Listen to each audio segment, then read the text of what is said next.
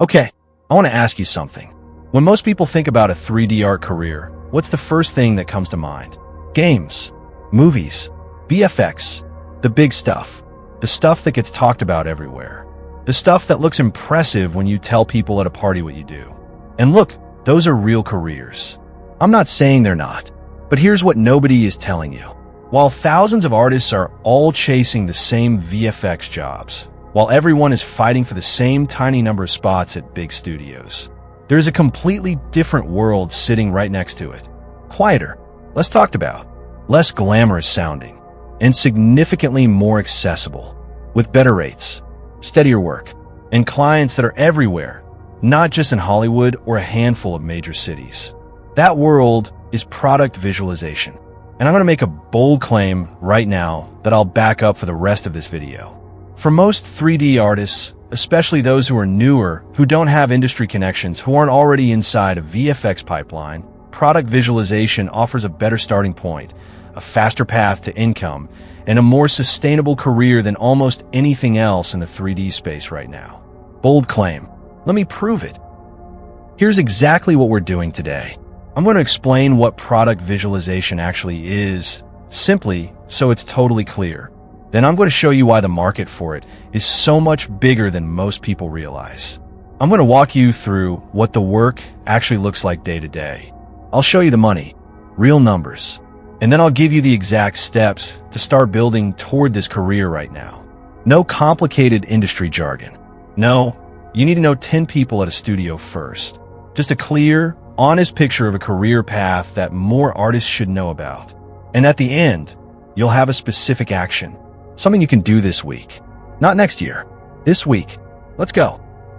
Before we get into it, I want to tell you something that surprised me when I first really looked at this market.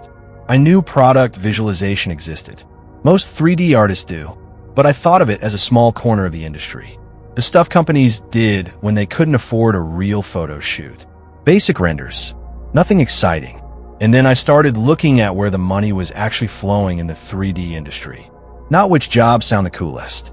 Where real budgets were being spent. By real companies. Consistently. And I kept finding the same thing. The brands spending serious money on 3D visual content weren't mostly film studios. They were product companies. Consumer brands. The companies making the things you buy every day. The phone in your pocket. The shoes on your feet. The skincare on your shelf, the furniture in your living room. These companies need images of their products constantly. For websites, for ads, for social media, for packaging, for sales materials, for presentations. They need them fast, and they need them to look incredible. And here's the part one didn't expect. The premium end of this market pays rates that most VFX artists would be genuinely surprised by. And the clients, there are millions of them worldwide. Not dozens. Millions. But I want to show you something specific about this market before we go further. Something that explains why the opportunity is so much bigger right now than it was even 3 years ago. And it has to do with a change in how brands think about visual content that's been quietly happening in the background. I'll get there, but let me explain the basics first.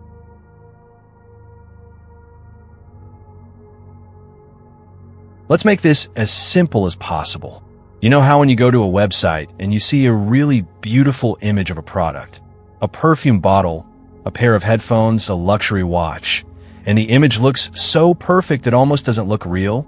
A lot of the time, it isn't real. It's a 3D render, a computer-generated image that looks like a photograph. That's product visualization, making digital images of physical products that look so real, so beautiful, so perfectly lit, that people can't tell the difference. And companies use these images everywhere. On their websites, in their ads, on social media, in packaging, in investor presentations, in store displays. It used to be that to get an image like that, a company had to organize a full photo shoot, hire a photographer, book a studio, ship the physical product, hire a stylist, set up lighting, shoot for a day or two, then edit the photos for weeks. That process costs a lot of money, takes a lot of time, and has a problem. The product has to physically exist before you can photograph it. 3D product visualization solves all of those problems at once. You can create a perfect CGI image of a product before it's even been manufactured. You can show it in 15 different colors without physically making 15 versions. You can change the background, the lighting, the angle in minutes rather than days, and often for less money than a traditional photo shoot. That's why brands love it, and that's why the demand for people who can do it well keeps growing.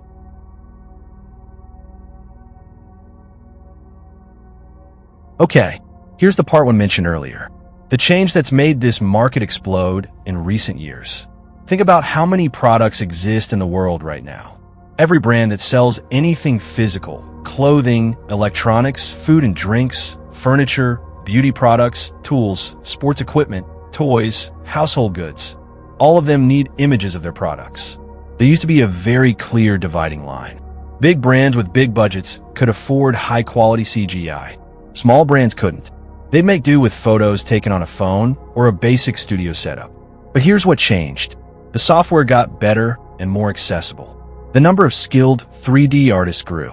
The cost of good product visualization came down enough that medium-sized brands, and even some smaller ones, could start justifying it. That dividing line moved. A lot.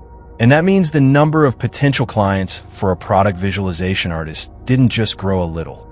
It multiplied. We're not talking about a handful of big companies in major cities.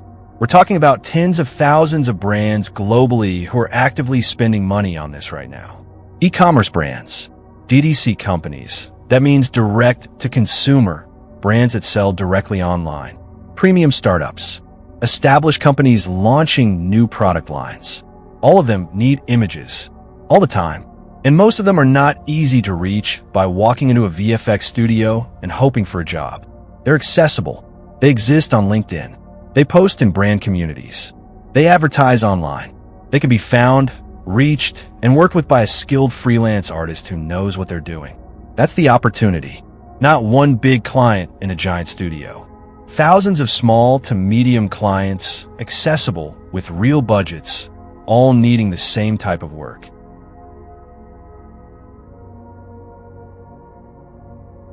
Let me paint you a real picture of what a product visualization artist week actually looks like. A skincare brand sends you a brief. They're launching a new moisturizer. They need 5 hero images that will go on their website homepage, on their Instagram, in their digital advertising. They send you the product dimensions, the label design, the color reference. They want the images to feel premium, clean, minimal, like high-end editorial photography. You spend day 1 modeling the product, building the bottle, the cap, the label in 3D, getting the proportions exactly right. Day 2, texturing and materials, making the glass look like glass, making the label look like it was actually printed and applied, making the surface of the product feel real. Day 3, lighting and setting up the scenes. 5 different compositions, 5 different moods within the same premium aesthetic. This is where the magic happens. The difference between a good product render and an incredible one is almost entirely in the lighting. Day 4, rendering, reviewing, small adjustments, final delivery. For days, 5 images. And the client has assets they'll use for the next 6 months across every piece of marketing they produce. Now, what does that cost? Let's talk about real numbers.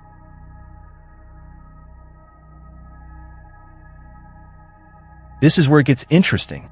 A beginner product visualization artist, someone in their first year, still building their portfolio, can reasonably charge between $300 and $600 per image for mid-market clients.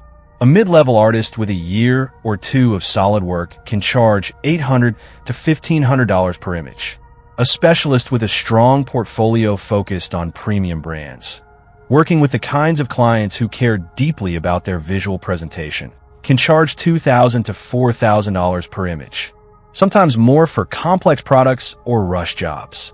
Now let me do some simple math with you. If you're at the mid-level and you're charging $1,000 per image, and you're producing 10 images per month, that's $10,000 a month, $120,000 a year. Freelance. Is that what you make on day 1? No. But is it what a focused, positioned, productive product visualization artist can realistically build toward in 2 to 3 years? Absolutely yes. And here's something that makes the math even more interesting. Clients who are happy don't just come back, they come back regularly. A brand that launches a new product every quarter needs new images every quarter. One good client relationship can produce consistent, predictable work for years.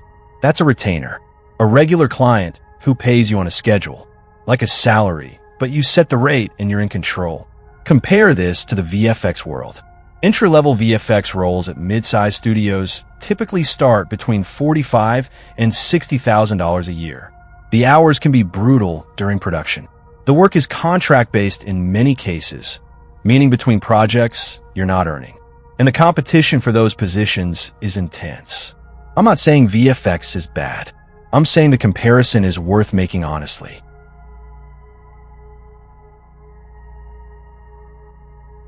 Here's the good news. You probably already have some of them. Basic 3D modeling.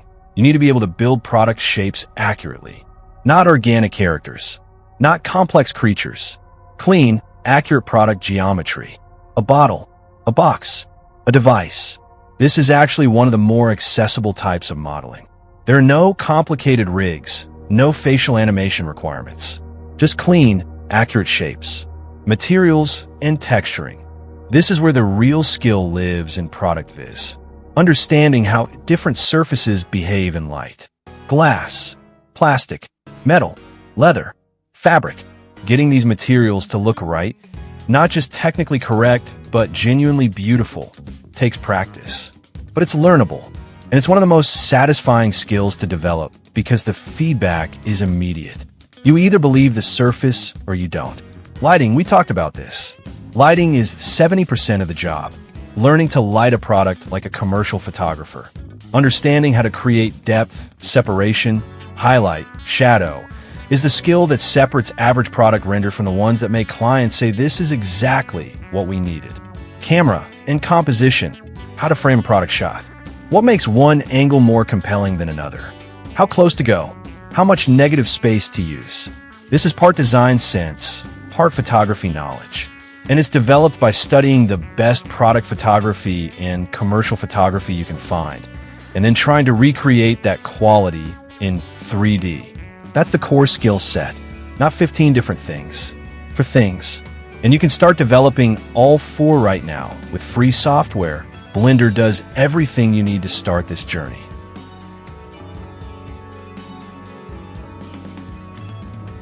Okay, this is the part where I make it real. Not just this career sounds promising.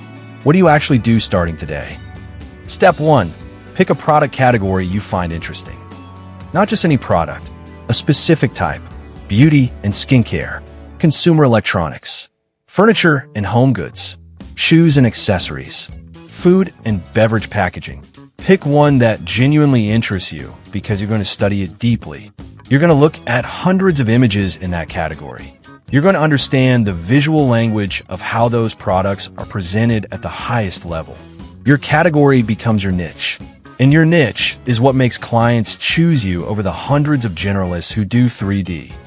Step 2. Find 5 reference images that represent the quality you want to reach. Not just images you like. Images that represent the specific standard you're building toward. Premium. Commercial. The kind of images that appear in high-end brand campaigns. Screenshot them. Put them in a folder. Look at them before every work session. These are your standards. You're building toward these, not copying them, building toward the quality level they represent. Step 3. Build your first product in your chosen category. Simple product. Something with a clear shape. A perfume bottle. A pair of headphones. A water bottle. A small electronic device. Model it accurately. Texture it carefully. Light it with 2 or 3 light sources the way your reference images are lit. Render it. This is your first portfolio piece. It won't be perfect. It doesn't need to be perfect. It needs to show that you understand the process and that you're building toward a specific standard. Step 4. Make 3 more pieces in the same category. Same quality standard. Same aesthetic focus. Different products. By the time you have 4 pieces in your chosen category, all aimed at the same type of client, you have the beginning of a focused portfolio, not a collection of random things. A clear signal. This is what I do. This is who I do it for. Step 5. find your first potential client. Not by cold emailing 1,000 people. By going to where brands in your category talk to each other. LinkedIn, product design communities. DDC brand forums. Instagram, where brands in your niche post and engage with their audience. Don't pitch yourself immediately. Spend 2 weeks being genuinely present. Comment with something useful. Share irrelevant insight. Be visible as someone who understands this world. Then, when you reach out, it doesn't feel like a cold contact. It feels like a natural next step in a relationship that's already starting. Now, here's something I want to address before we close. I've shown you the product visualization career path. I've given you the numbers, the skills, the steps. And maybe some of you are thinking, this sounds great, but how do I make my product renders look like the reference images I'm studying? How do I close the gap between what I'm producing now and what the premium brands actually need? Because here's the truth. The skills I described, modeling, materials, lighting, composition, those are learnable. But there's a specific order to learning them. And there's a specific mistake that most new product visualization artists make that slows them down more than anything else. They try to master everything at once. And in doing that, they master nothing. There's a sequence, a specific practice order, that builds your product visualization skills faster than any other approach. It starts with one specific skill, not 4.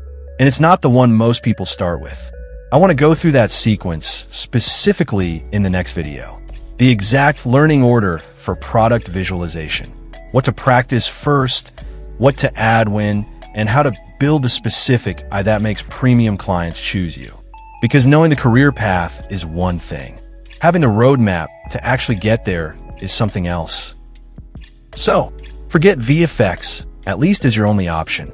Product visualization is a real, growing, accessible career. The market is huge. The clients are everywhere. The income potential is genuine. The skills are learnable. And the path from I'm starting out to I have clients and income is shorter than almost any other 3D career path. Your action this week. Pick your product category. Find 5 reference images. Open Blender. Build your first product. Put in a folder called Portfolio Start. That folder is your career beginning. And beginning, right now this week, is the only thing that matters. Subscribe if this kind of clear, honest, here's exactly what to do career content is what you need.